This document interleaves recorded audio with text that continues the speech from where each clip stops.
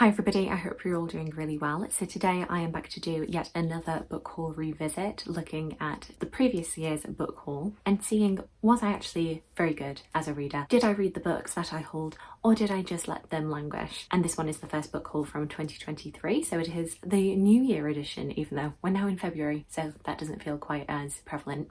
But I hauled 11 books in January of 2023, so without much further ado, let's just get straight into these books. The first book that I hauled was actually a gift from Shannon at 155 Books, and it was A Poem for Every Spring Day, edited by Ali Asiri, part of her seasonal series where she goes through every day of a given season. For this, it was March the 1st to the 31st of May, and just gives 2 poems for each day. Either go very well with that particular day's observances, or just generally quite spring related. So thank you very much, Shannon, for this gift. I have the first 2 books in this series, so the Autumn and Winter collection, and I was determined that this year I'm finally going to actually read these cover to cover, because I have been very bad at keeping track of this, and unfortunately I was bad at keeping a track of this one as well. I dipped into this one a little, I flicked through, but I didn't read it like every single day, so technically I can't say that I finished this one. Sorry, Shannon. The second book that I hauled in January 2023 was one that I actually had read already, and I was just picking up a copy, which was Dating Dr. Dill by Nisha Sharma. This is a romance book which I had read back in November or December of 2022 and really enjoyed. It is a Taming of the Shrew retelling, but cast in the modern day, and it was very good fun. And I do believe I've got a 3 romance books video which is all about this, so more details down below. Books 3 and 4 were actually Backlist Taylor Jenkins Reid books, which were just released in 2023 for the first time in the UK. So we have After I Do and Forever Interrupted, both of which I sped through. Absolutely love Taylor Jenkins Reid's writing, and I ended up reading both of these in January 2023. It was very interesting to get a look into her earliest writing. Book number 5 was A Net for Small Fishes by Lucy Jago. This was historical fiction looking at the early 17th century. There's a bit of a mystery element to this,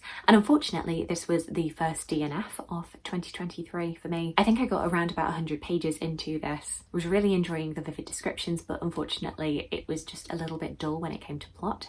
I kind of looked up to see where it was going to be going, and it just didn't seem particularly interesting to me, unfortunately. The next book was a non-fiction history that I had seen a lot of people talking about in history circles, and that was Index, A History Off There by Dennis Duncan, which I still maintain is a fantastic title, which does what the title suggests. It's a history of the index, especially because I was going to be working on the publicity for a book called The Chapter. I wanted to have a little dip into this one to kind of see how it compared in terms of style. I had seen this one get a lot of publicity, so I was wanting to see if it kind of mirrored what I could do with The Chapter. And so yeah, this is one that I have dipped into. I haven't read it cover to cover, unfortunately, but I like to have on my history bookshelf for when I do want to read it. One that actually wasn't in the original haul video, but was something that I picked up in January 2023 was Grave Tidings, which was a little fun book to do with different famous figures' last words. This was a very speedy read, and another one that I got read in January or February of 2023. Book number 8 from this book haul was For Thy Great Pain Have Mercy on My Little Pain by Victoria Mackenzie. Another historical fiction, this one being late medieval, and following the lives of Marjorie Kemp as well as Julian of Norwich, and kind of seeing their intersecting lives. This was a short little thing, but it actually took me quite a few weeks to read this because I did find the pace of this a little bit slow and dull. You know, interesting history, I knew like little bits and pieces about both of these figures, but unfortunately it just did not pull me through most of the book. So even though I did finish this in February 2023, I have passed this on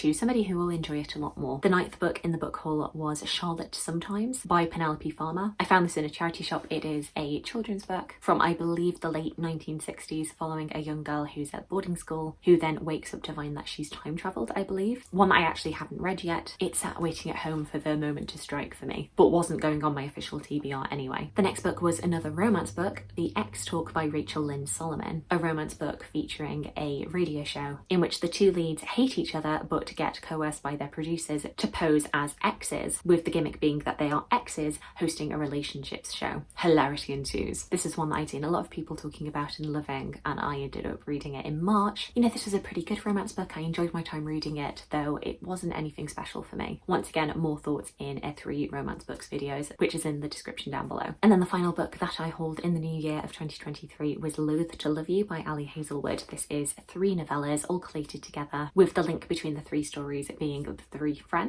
friends all working in STEM who have gone their separate ways, followed their separate interests, but they always keep in contact with each other, especially when it comes to love and relationships. And yeah, so we get to follow, in classic Ali Hazelwood style, 3 different STEM related romances. Very good fun, and this was one that I finished in May 2023 and had a great time with. So from this, I believe that I ended up reading 7 of the 11 books that I hold. 1 I definitely DNF'd, and then the other 3 were ones that I didn't finish but were not technically added to my TBR anyway, and have just gone into my book collection. So I think that is not bad going. Do let me know if you've read any of the books that I've spoken to you about today. Alternatively, let me know how you're doing with the books that you hauled last year. I'd love to hear from you.